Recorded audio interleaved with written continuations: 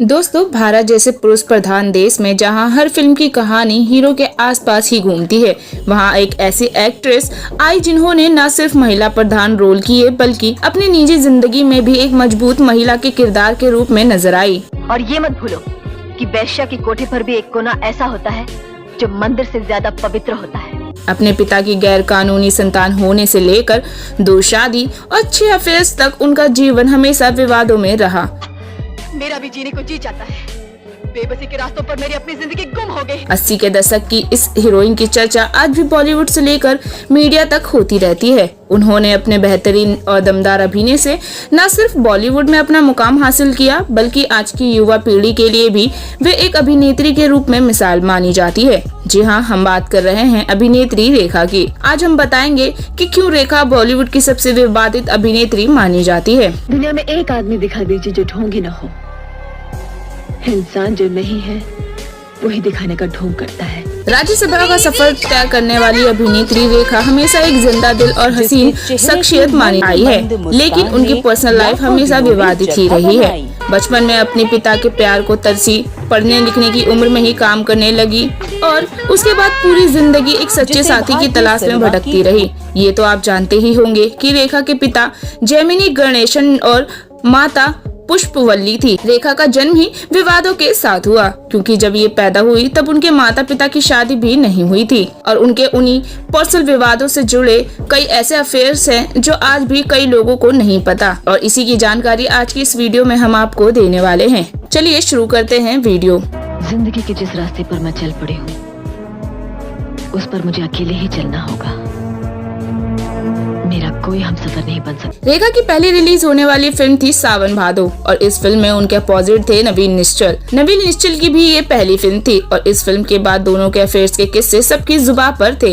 हालांकि कुछ समय बाद ही नवीन निश्चल का दूसरा अफेयर शुरू हो गया और रेखा उनसे अलग हो गई। मीडिया रिपोर्ट्स के मुताबिक नवीन निश्चल के बाद रेखा की जिंदगी में जिस एक्टर की एंट्री हुई वे थे जितेंद्र। हालांकि जितेंद्र पहले से ही अपनी गर्लफ्रेंड शोभा कपूर के साथ रिश्ते में थे, लेकिन शोभा अपनी जॉब के सिलसिले में ज्यादातर विदेश में ही रहती थी और इस दौरान जितेंद्र का अफेयर रेखा के साथ शुरू हो गया। फिल्म एक बेचारा की शूटिंग के दौरान रेखा और जितेंद्र के बीच करीबी और ज्यादा बढ़ गई और यहीं से उनके अफेयर की खबरें भी सामने आई। जितेंद्र रेखा को डेट कर रहे थे, लेकिन वे अपनी गर्लफ्रेंड शोभा को भी छोड़ने को तैयार नहीं थे। इसे लेकर दोनों के बीच अक्सर झगड़े होते थे। रेखा द अनटोल्ड स्टोरी के मुताबिक एक फिल्म की शूटिंग के दौरान जितेंद्र ने साथी गुरु से कहा था कि रेखा मेरा बेस्ट टाइम पास है। रेखा ने ये सुन लिया और उसके बाद दोनों का ब्रेकअप हो गया। इसके बाद रेखा की जिंदगी में एंट्री हुई किरण कुमार की। हालांकि ये रिश्ता कुछ दिन ही चला और उसके बाद दोनों अलग हो गए। हालांकि रेखा अभी भी सच्चे प्यार की तलाश में थी। इसके बाद कुछ फिल्मों में साथ काम करने के बाद रेखा की जिंदगी में आए एक्टर विनोद मेहरा। हालांकि विनोद मेहरा पहले से ही 2 बार शादी कर चुके थे और दोनों से तलाक ले चुके थे, लेकिन अपनी भोली मुस्कान के चलते उन्होंने रेखा के दिल में जगह बना ली और दोनों का प्यार परवान चढ़ने लगा। यासिर उस्मान ने अपनी किताब में जिक्र किया कि उन्होंने विनोद मेहरा के साथ कोलकाता में शादी कर ली थी, लेकिन विनोद जब उनको लेकर अपने घर पहुंचे तो विनोद की मां ने रेखा को घर से निकाल दिया और विनोद ने उनका साथ नहीं दिया। बस फिर क्या था, ये रिश्ता भी यहीं खत्म हो गया।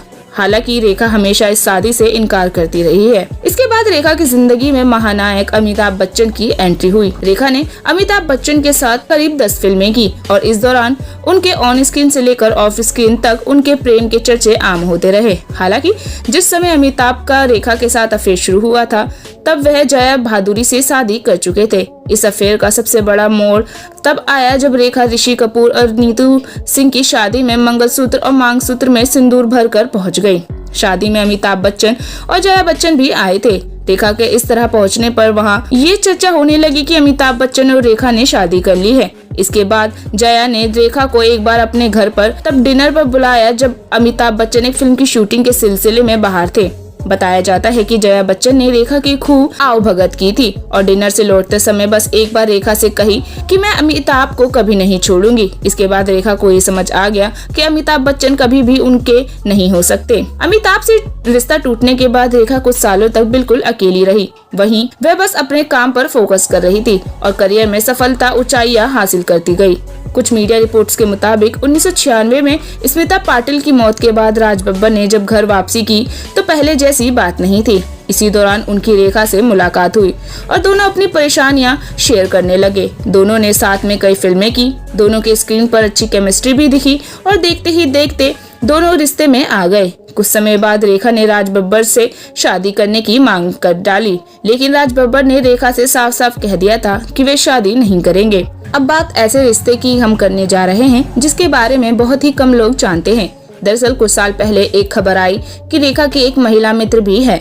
फेमस जर्नलिस्ट मोहनदीप ने अपनी यूरेका में इस बात का दावा करते हुए इस राज से पर्दा उठाया है। किताब में लिखा गया है कि रेखा लंबे समय से पश्चिम मुंबई के बांद्रा में जिस सी फेसिंग बंगला नंबर 2 में रहती है, उसमें अंदर जाने की इजाजत किसी को भी नहीं है सिवाय एक शख्स के, जो है इनकी पर्सनल सेक्रेटरी फरजाना। किताब में ये भी दावा किया गया है कि आज तक किसी ने भी रेखा के इस पुराने रहस्यमयी बंगले के अंदर का नजारा नहीं देखा है, क्योंकि इसके अंदर कई राज छुपे हैं। कहते हैं उनके हाउस हेल्प और सिक्योरिटी गार्ड्स को भी बाहरी हिस्सों में ही रहने की इजाजत है। कोई भी उनके बेडरूम में नहीं जा सकता सिवाय फरजाना के। फरजाना रेखा की जिंदगी में उस वक्त आई जब उनकी लव लाइफ पूरी तरह से बर्बाद हो गई थी। जर्नलिस्ट मोहन दावा करते हैं कि दोनों के रिश्ते सामान्य नहीं हैं, दोनों पति पत्नी की तरह साथ रहते हैं। वेल, रेखा की जिंदगी के इस कड़वे सच के बारे में जानने के बाद आपकी क्या राय है? क्या आपको लगता है कि रेखा एक औरत होकर एक औरत के साथ पति पत्नी का रिश्ता बना सकती है? हमें अपनी राय कमेंट के जरिए जरूर बताएं। और साथ ही अगर आप भी बॉलीवुड से जुड़ी ऐसी और भी अनकही कहानियां सुनना चाहते हैं तो हमारे चैनल को सब्सक्राइब करना ना भूलें।